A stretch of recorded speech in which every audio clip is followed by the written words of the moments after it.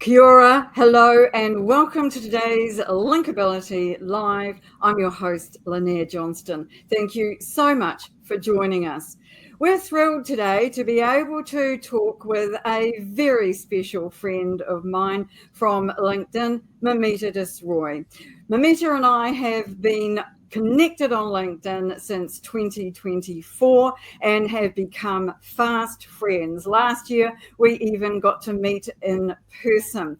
Now, Moumita is one of those people who has just become a leader. She's a top voice and one of those people that you absolutely know you want to connect with. Now, I know that a number of people in our audience are also fans of Moumita, so thank you to you for joining us today in what I know will be a fascinating discussion about Moumita's journey as an immigrant to New Zealand and finding a great job with a company that she loves. Now, before I introduce Moumita, let me just cover a couple of housekeeping things. In the comments today, we would love you to say where you're from and what brought you here today, if you'd like to do that. We always like to know who's in our audience. We'd like to say hello to Meryl Cass, who's our master connector, who is the one person who tells a lot of people about our events. We always appreciate you being here and helping us out. And with all that we do, Meryl, thank you so much. Our own team members, Cher Ferguson and Gillian Moore, are also in the comments. They'll be adding links and generally just being helpful for any questions that you might have. And speaking of questions, please do drop those into the comments so that I can ask Moumita those when we get to the end of the chat that we are going to have together. And with that, I think it is absolutely appropriate. I bring Moumita onto the stage and say, hello, tell us where you are and the time of day, Moumita, because I think this is extraordinary. First of all, thank you so much, Linnea and team, for having me. Um, Now I am in India and it's like 5:30 in the morning, but I just couldn't say no to you. So I am all dressed up for this live, Linnea. Well, we're thrilled to have you because you have been on an audio event with me last year. We talked about some different issues, but I wanted Yeah. to bring you on to a LinkedIn Live specifically to talk about the challenges that you have faced in moving to New Zealand, but also to talk about the role that LinkedIn has played in helping you become a LinkedIn top voice. And some of us who may or may not be wearing green, might or might not be a little envious of your top voice badge, because it is a designation that LinkedIn themselves bestow only on people they feel are really making a great contribution through their work, through their posts on LinkedIn. So first of all, congratulations for that. Thank But you. there will be a lot of people in our audience who know exactly who you are and also be fans, as I say. But I would like you to just tell us a little bit about your journey when you moved to New Zealand and what it was like, the challenges that you had and the struggles that you had to overcome when you first got here. Um, Thank you, Linnea. It's like I'm going to be covering 5 years uh, as briefly as possible. Since I moved here in 2019. And I came in as a matured professional, not as an international student.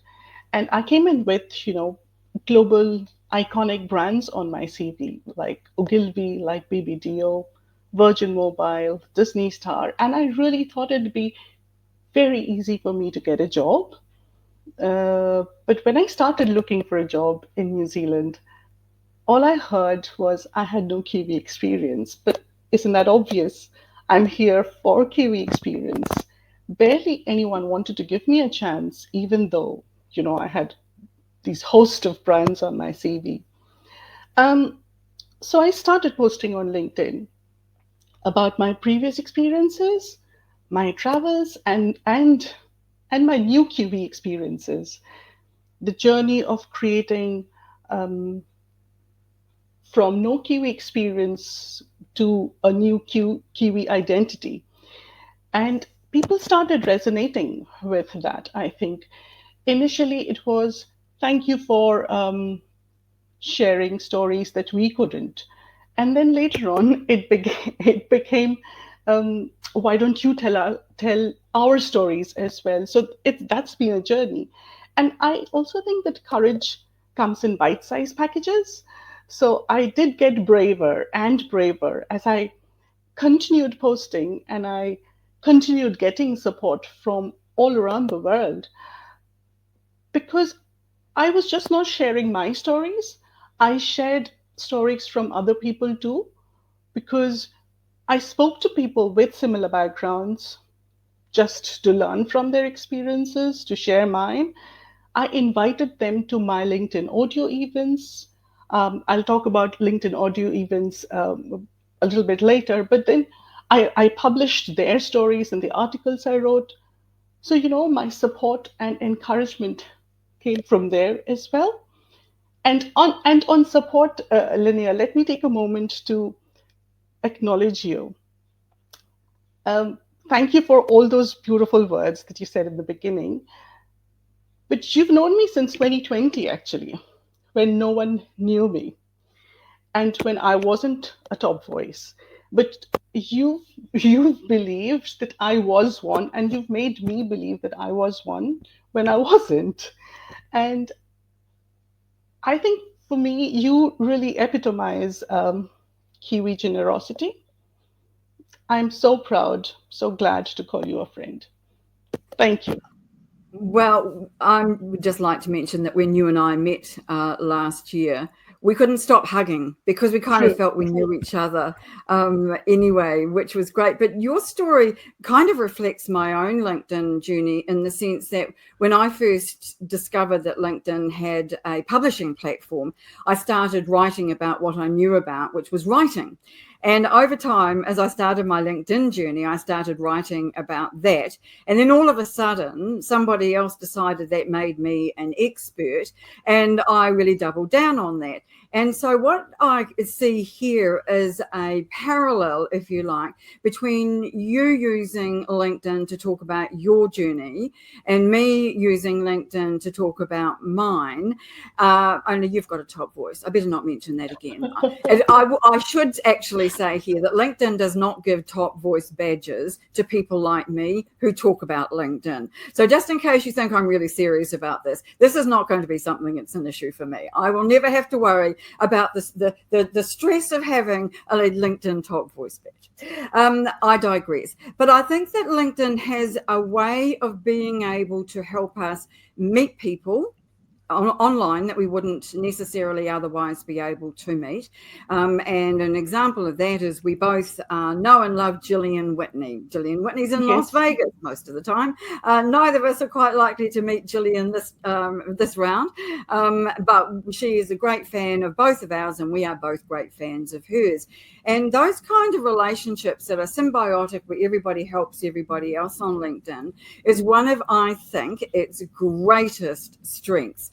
And we aren't limited in the sense that we can meet anybody who is on LinkedIn anywhere in the world, perhaps except China, and we can develop relationships with them that really can develop into friendships and help each other in our businesses. And you've done that extraordinarily well on LinkedIn and used it to overcome the challenges that you had. And so you clearly have been somebody who has picked up some of the new things that LinkedIn has offered. You were a tester. You were telling me before we came on the live about with the carousel posts, which were never delivered to all of the rest of us. And you were also an early tester on audio events. So you've had opportunities because LinkedIn has clearly seen you as having an audience that they wanted to reach. So tell us how those opportunities came about, because I think that would be a fascinating story. It's not one I know. Yeah, okay. I think before I answer this question, I'd like to go back and talk a little bit about what we were discussing earlier about making friends all over the world. I think that's something that LinkedIn has really given us. And that's how I found you as well. Though both of us were in New Zealand, I found you via Kevin D. Turner, another big boy of LinkedIn. And through his posts, I discovered you, and I've been following you ever since. I don't know if you remember, but the first post of me, one of my first posts that you shared, was when you were doing a compilation of posts of 2020. And then all of us, we were like, it was the year of COVID-19, and we were stuck at our homes. We couldn't travel. I cut my own hair, and that was what my post was all about because I still didn't know what I'm going to be talking about on LinkedIn. I was just kind of experimenting. And you were, I think, looking for funny posts or something like that to share or to compile and share. So that's what I when I shared with you, and then you featured me. So that's how it got started.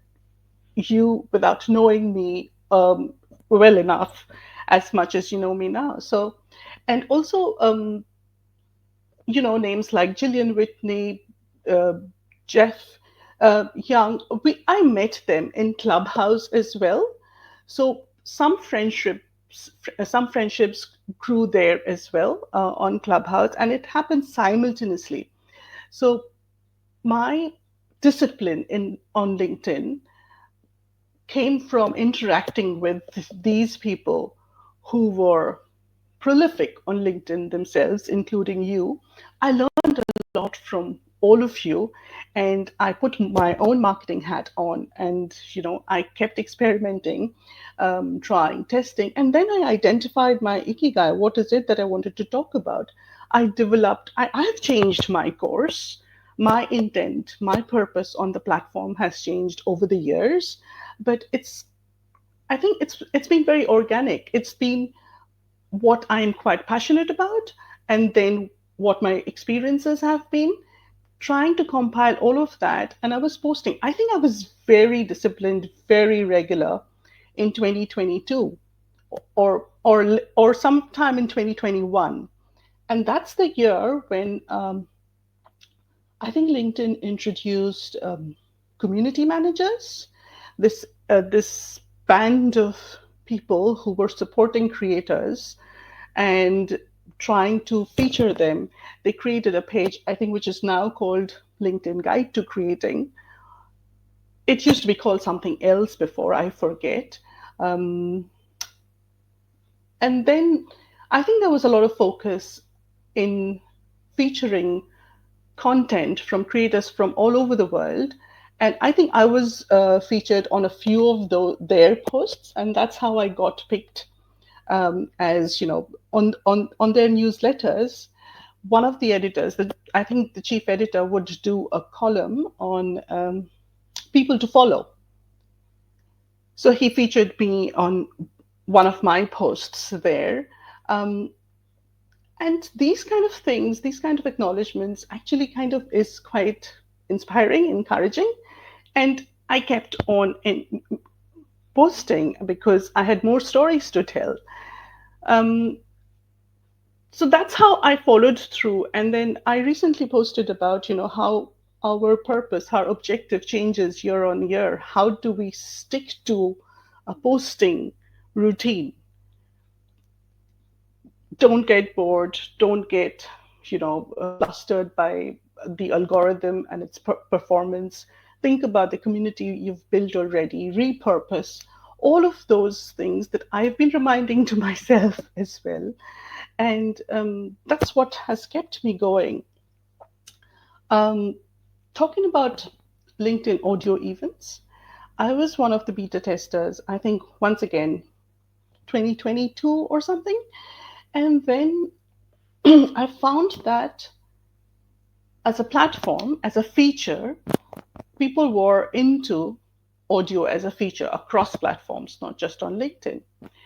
And people, through these kind of platforms like Clubhouse were getting used to audio. So I kind of jumped onto it.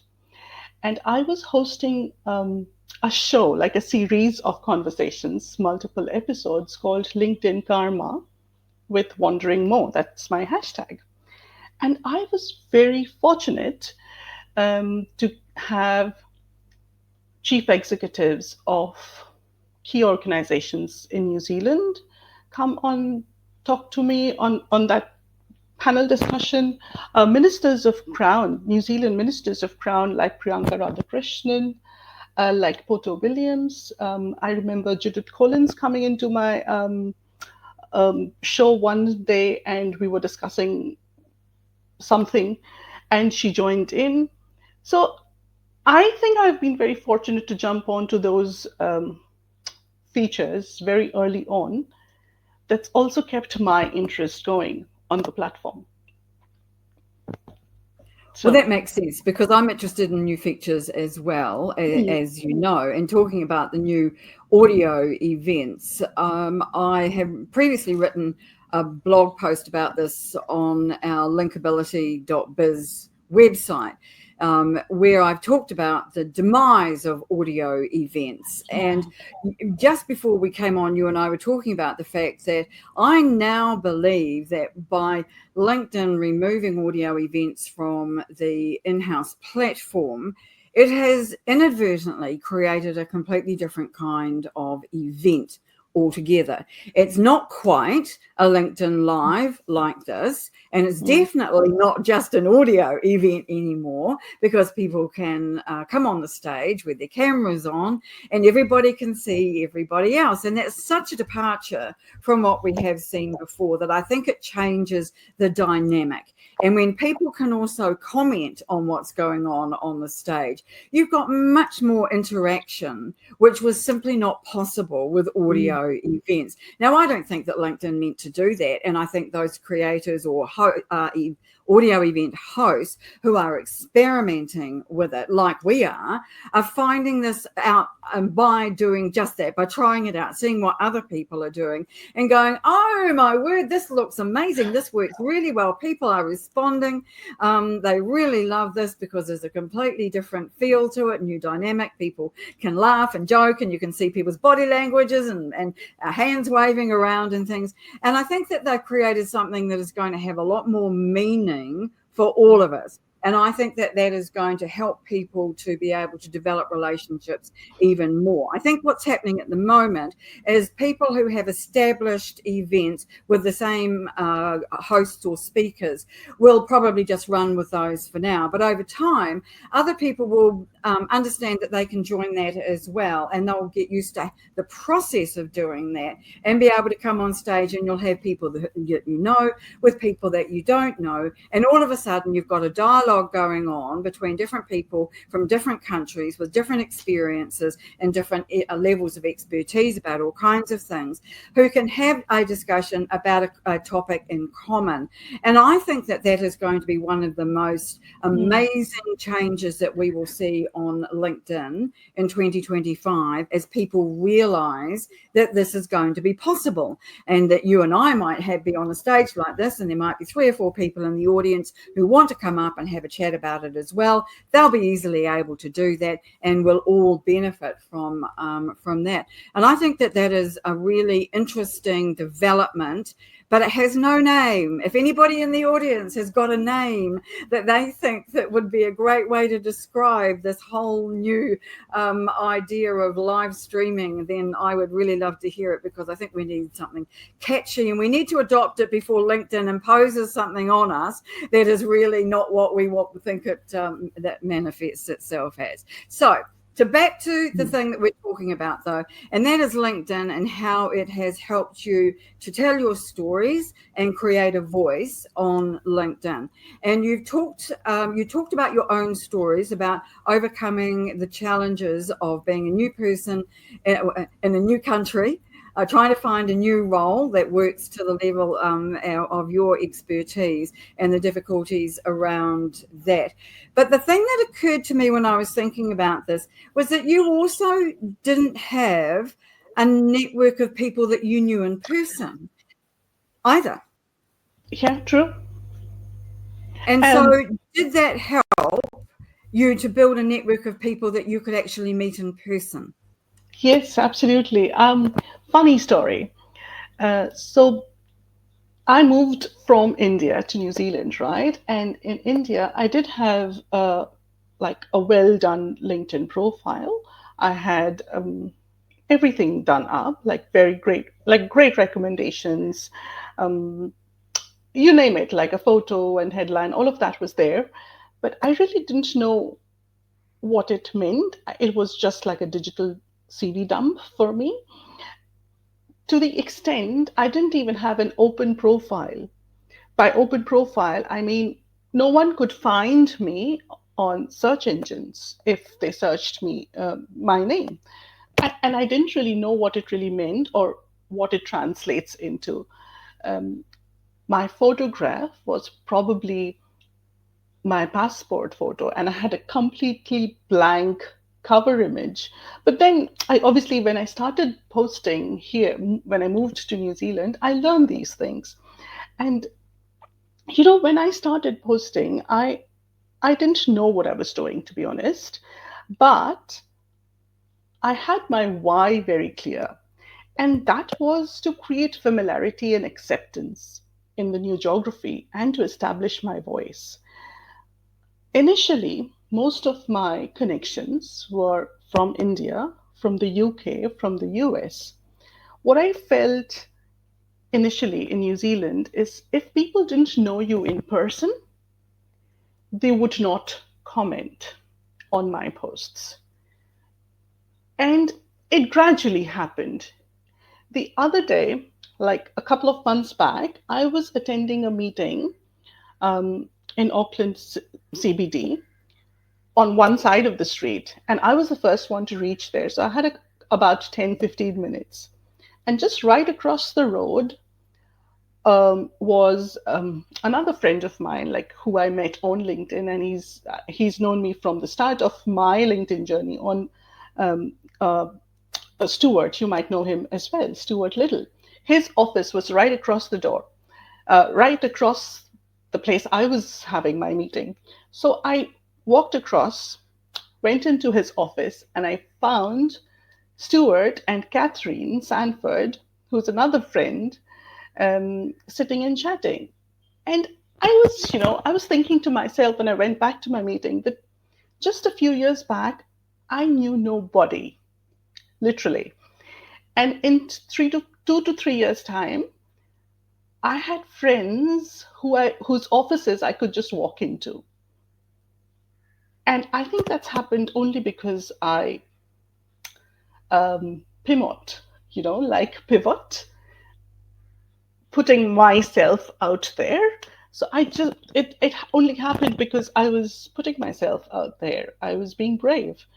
And I thought LinkedIn was cathartic, and it helped me find my community, not just in New Zealand, across the world. And I would have to say that it's helped me do exactly the same thing.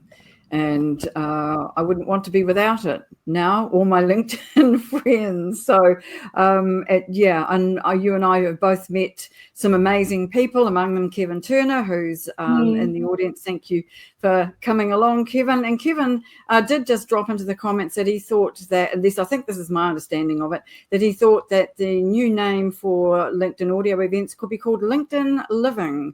Quite like that. It certainly has a ring to it, doesn't it? Yeah. Mo, I want to move on to some of the work that you do for not-for-profits. You're a huge giver of your time for voluntary causes.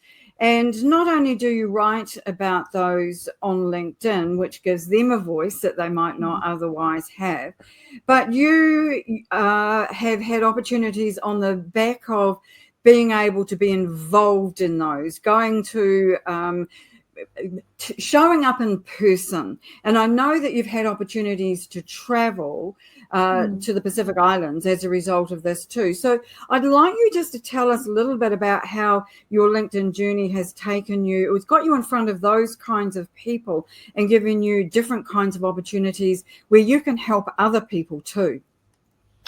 Uh, yes, that's one of my favorite topics. I mean, I could just go on and on about it. But, we talk about belonging. As a newcomer to a country, we talk about belonging and we want to feel accepted. But often we don't think that what are we giving to the new community? How are we embracing so that we can feel more integrated within the new community?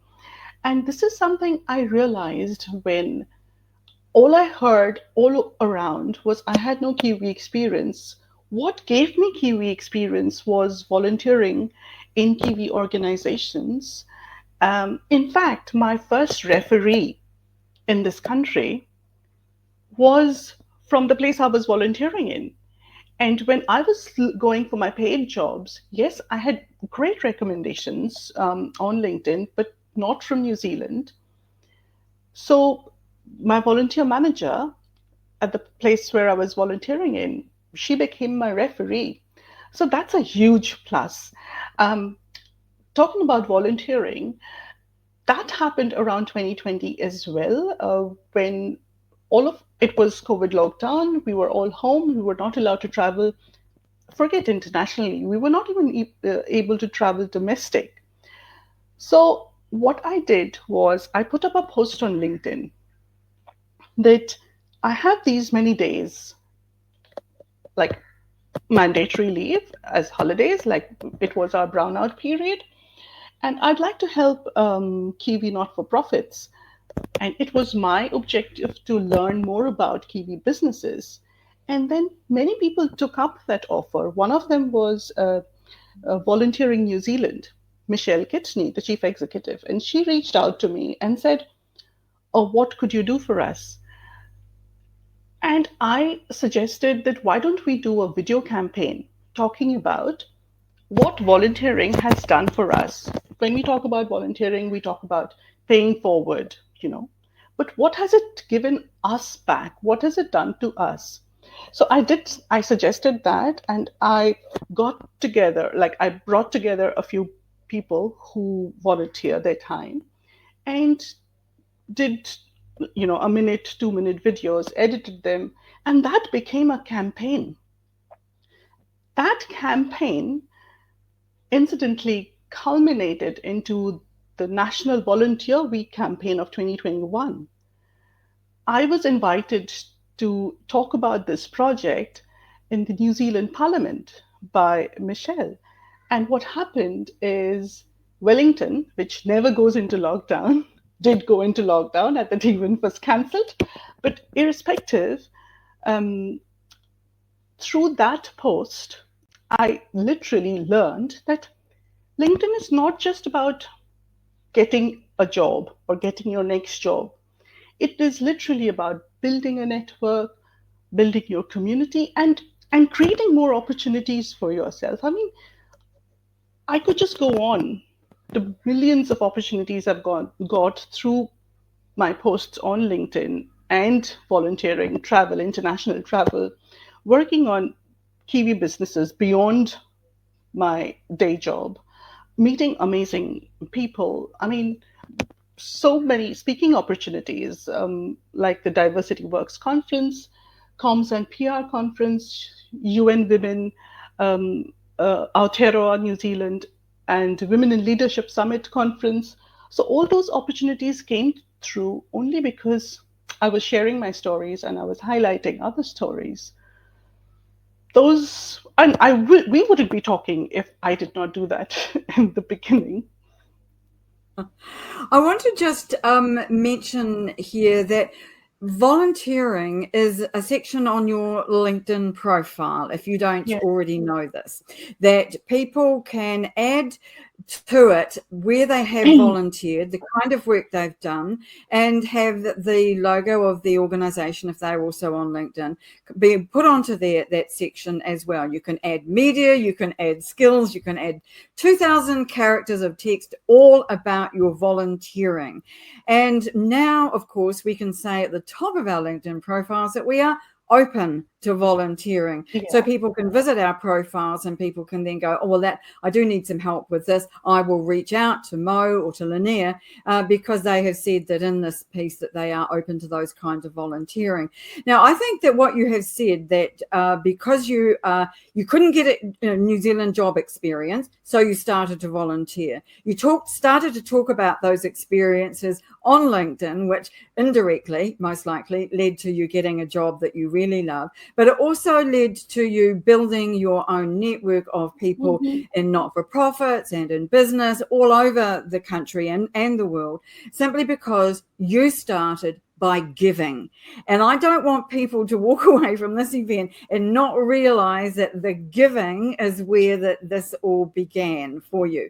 And just to finish off the piece about the volunteering on our LinkedIn profiles, I spent my Christmas holidays, because the weather was terrible, rewriting all the sections of our linkability.biz website. And on that is a section about volunteering, in which I talk about this a little bit more, because I think that this is something that a lot of people overlook on their profiles, and it is something they could be doing a lot better and making much better use of. So if you volunteer anywhere and you don't have this on your profile and you're not talking about it in a bit more detail, my suggestion is you first of all look at Mo's and see what she's got in her volunteering section on her profile, and then pop over to our linkability.biz site and have a look and see what we're talking about with it there as well, because I strongly believe that having a mindset and an attitude of giving and sharing on LinkedIn is what will get you noticed, it will get you visible, and it will make you the go-to person in your industry.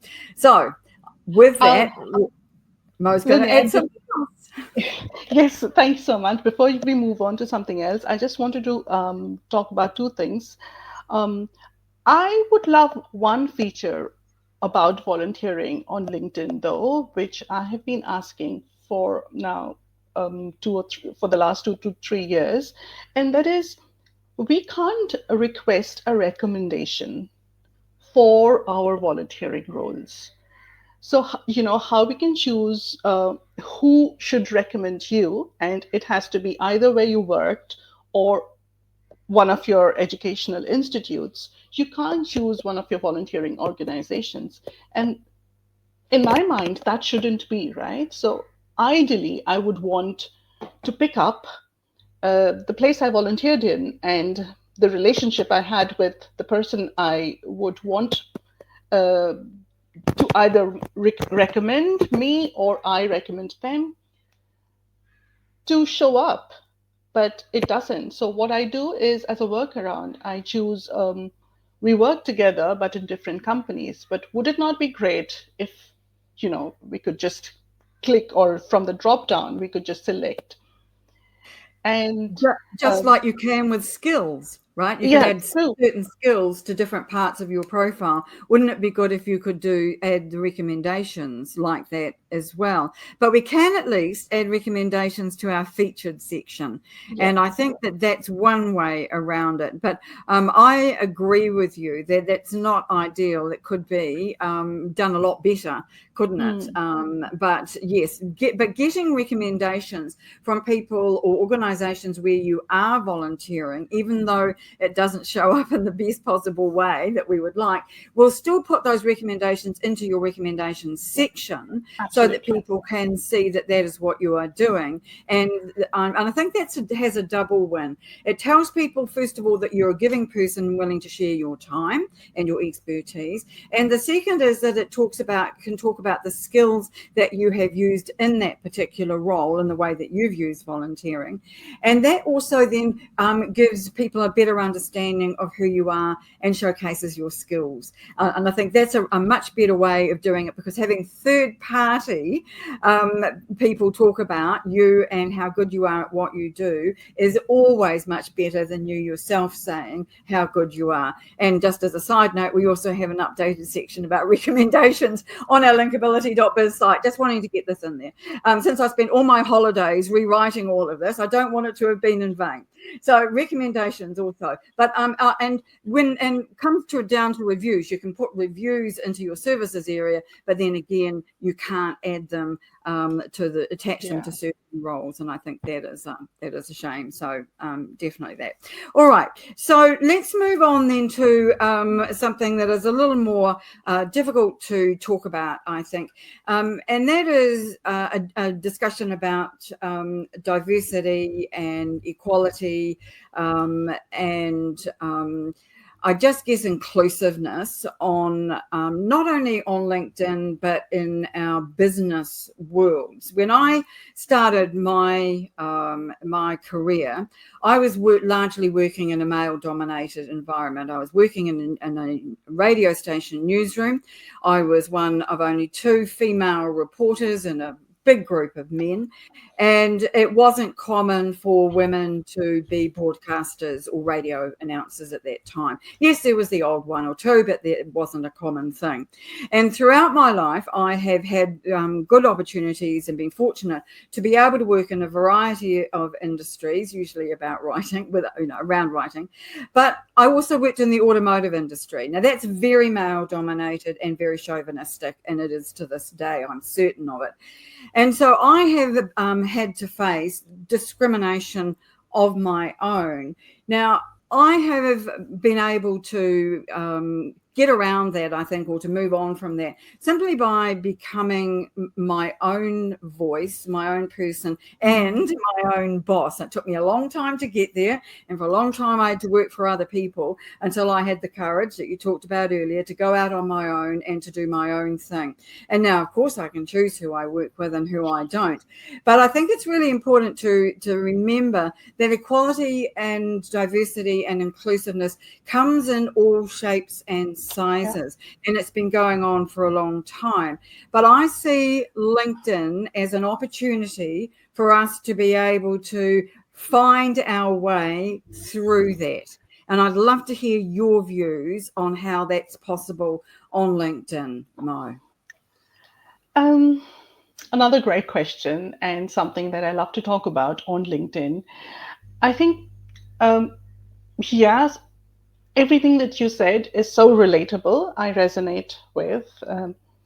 And what I'm going to add to this is my lived experiences when I moved here. And so I've heard things like, I'm not a safe brown. Because I don't speak in the Kiwi accent, no matter what English, I might not be suited for a role in comms or in marketing. 2 years in New Zealand is not enough Kiwi experiences.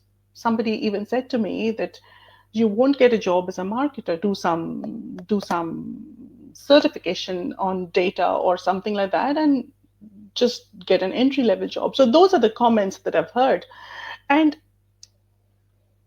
the this is not from this is also within the community. So exploitation of newcomers, like new migrants, even by the settled migrants, is appalling too. I've had someone who hired me for a project, underpaid me months later, like paid me months later, did not write me a review, even though I requested them several times. So all of those things happen as well. And I think it happens across societies. And when these things happen to me, they become my content. That fuels my anger, and the manifestation is another post on LinkedIn. So going back to this topic of diversity, equality, inclusion, and that is what I would advocate for. I mean, equal opportunities for all. Something like, I mean, when will there be a time when merit will not be like a function of the color of your skin, or what your gender is, or maybe with a certain disability? Why can people not be treated just on the basis of merit, is what my question would be. And that is something that I would love to advocate for, because exclusion is a bad word. Let's avoid that. When I mean, if we can be kind, why not choose to be kind? That's like one of the simplest things to do, and it angers me when even now, after being here for so many years, I get these kind of comments, and I'm sure people through other lived experiences get these comments as well. And I am a rainbow ally. I advocate for disability, for the disabled community. My posts have gone viral because of the negative trolling, because of the attention it has drawn from a community which is not supportive of the rainbow community. And to them, I only say that thank you. You bring more eyeballs to my posts. Any publicity, be it negative or obviously positive is great, is publicity. It brings in more eyeballs. So, yeah, I mean, I don't know what else to say on this topic. Is it not very obvious that give people an opportunity, irrespective of how they look or what their accent is?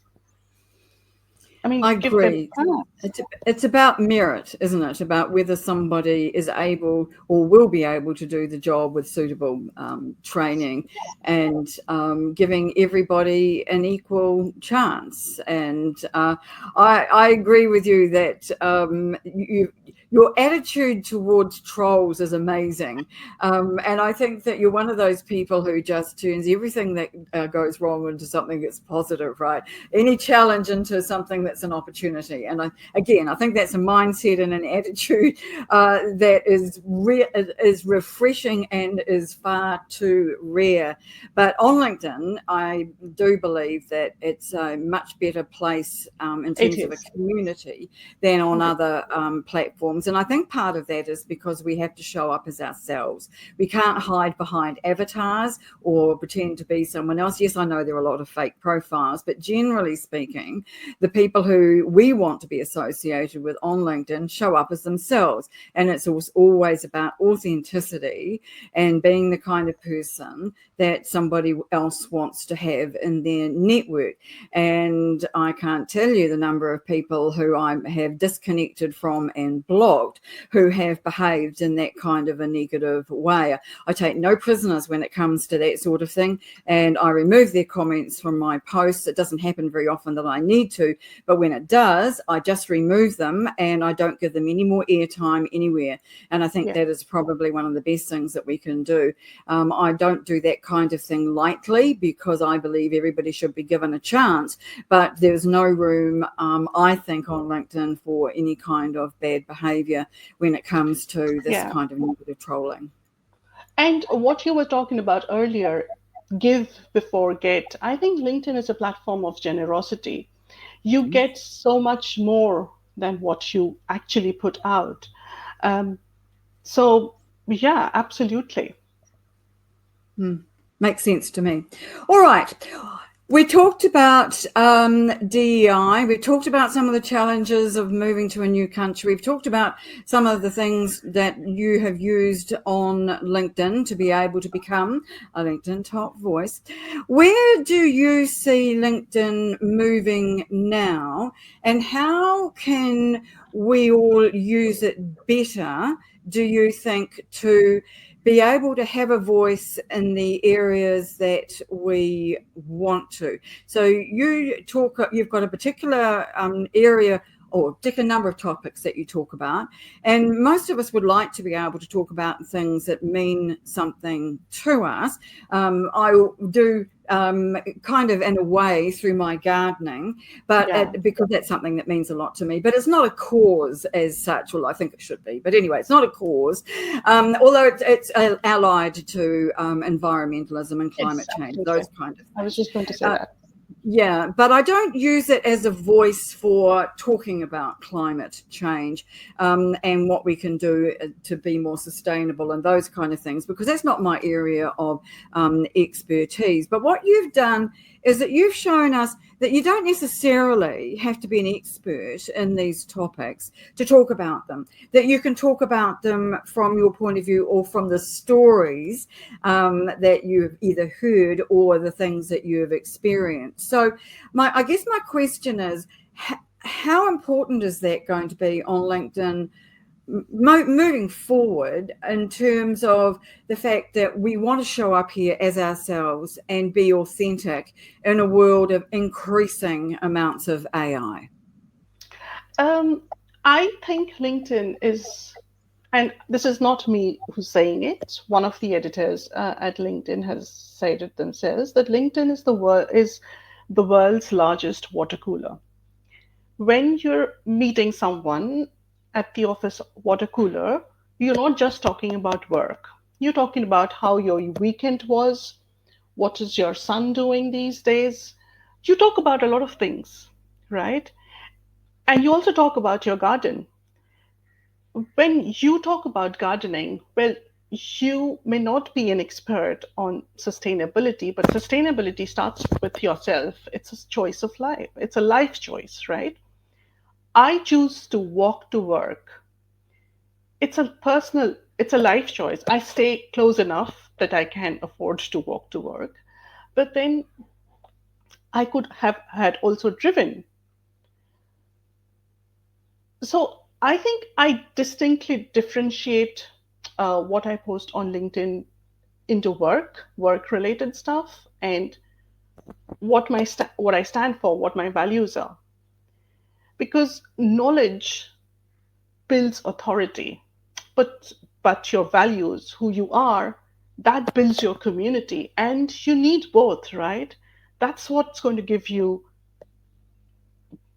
I mean, top voice or the leading voice on the platform is both authority and your community working together for you. And I think the idea of being a long-time learner, a lifelong learner, Yes. is a good one. And I'm like you, I like to be learning about all kinds of different things. I like inputs from all different kinds of angles, different kinds of people in different parts of the world with different kinds of expertise. And that's what really gives me a buzz. And I love to be able to learn from others and then distill that and then help others to know about that as well. So let me give you an example that's relevant to who's been in the audience today. Kevin Turner is the person who holds the, I'm not quite sure whether it's overstating the case, the world's best repository of LinkedIn changes and new features, bar none. There's nobody who does it better. 100%. So I learn from what he's finding out from his huge network of people who are feeding those new features and changes to him. And then I distill that down and to help my own audience, which is considerably smaller than Kevin's. And so that is a way, I think, of being able to share that kind of knowledge. Now, I'm always very careful and want to make sure that I credit people when I learn things from somebody else. And I think that's partly my journalism background, because you always have to credit your source. Right. And so, and I think that that's really important, that you give credit where credit's due. It's part of this whole kindness and giving back, right? If somebody's going to give you the information that allows you then to help other people, then they should be credited for that. So I think that, and Kevin is somebody who is happy for that to happen. His whole idea is to make all of LinkedIn available for everybody. Everybody knows everything about LinkedIn as much as you possibly can. And I really think that that kind of giving, sharing attitude on LinkedIn is one that is something that we can all aspire to, look up to, and try to emulate, because it really does, I believe, help everybody to do better on LinkedIn. Don't they say a rising tide lifts all boats? Well, that's an excellent example of that. And there's no question in my mind that LinkedIn is going from strength to strength with those who are using it well, and people who are using it well are getting all kinds of opportunities, as you've already discussed with us today. So in wrapping up, yes, I want you just to tell me what you think I might have missed. No. I just wanted to say that, just on Kevin D. Turner, you know how he writes LinkedIn within like square Square brackets, brackets, yes. and so the name I've given to him is Captain, and the IN in Captain is in square brackets. So he's the LinkedIn Captain. I like that. That looks really good. And I'm sure that Kevin would think that that's fantastic too. And if he's still in the audience, he'll probably say so in the comments, I imagine. So, yes, that is a really good way to write LinkedIn, and one of Kevin's kind of trademarks, if you like. He has quite a number. Kevin likes to rock LinkedIn, which is also a fantastic thing. Yeah. All right. Mo, what else would you like the audience today to know about, or for you to share, that I haven't asked you about? I think we've covered quite a bit, but I would like to just reiterate that LinkedIn is not just about finding your next client or the next business or the next job. It is so much more.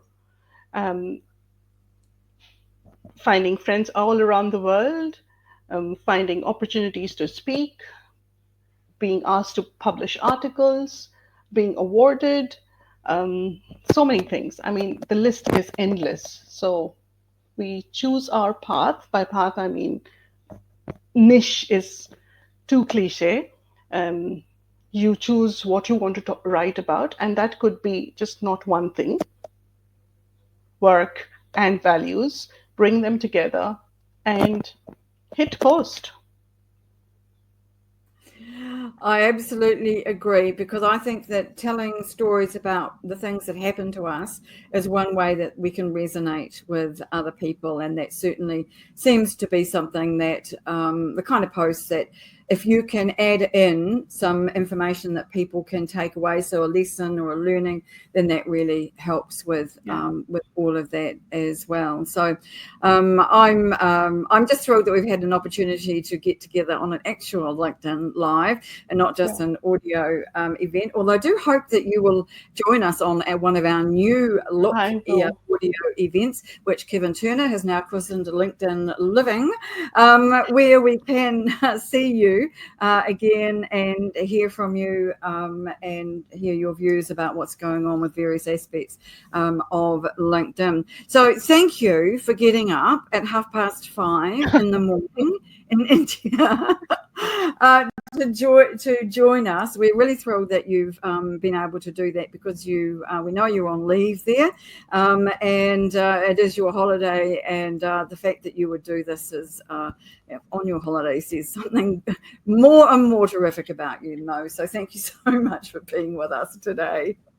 No, not at all. I think I should be the one thanking you for this opportunity, because, I mean, how could I say no to one of my LinkedIn besties? Well, you couldn't really, but No, I do think that it is going beyond, over and above, really, Mo, to do it at 5:30 in the morning. And I couldn't quite guarantee that if the roles were reversed, I would be quite so keen and happy and as cheerful as you are. So thank you again. Thank you, Lanier. And Thank you to everyone who joined. Yeah, thank you for everybody who has joined us, and particularly for those of you who have commented. If you haven't yet commented, please do just say hi in the comments. It's the only way we know that you are here, and it's always nice to know who's in the audience. Thank you to Kevin Turner for sharing his wisdom with us today. He said some great things in the comments as well. Really appreciate that, Kevin, as always. Our master connector, Meryl Cass, has made sure that the comments have been going with a swing, although he's freezing in his part of the United States. So thank you, Meryl, and to my teammates, Chef Wilkerson and Gillian Moore, thank you as well. So we'll be back with one of our new look audio events next week at around this time on Thursday in New Zealand, Wednesday evening in the United States. And we're looking forward to seeing where that particular one goes. We're going to start calling it LinkedIn Living and see if we can't really turn it into quite the party. We do hope that you will join us for that. And until then, please do visit our Linkability members site. That's at linkability.biz. And we've got 100 or more pieces of content in there, all with new articles and videos for you to keep up to date with and learn more about LinkedIn so that you can leverage it for your personal and professional goals. So thanks everyone for joining us. We'll see you again soon, and bye for now, and thank you to Mo again. Bye for now.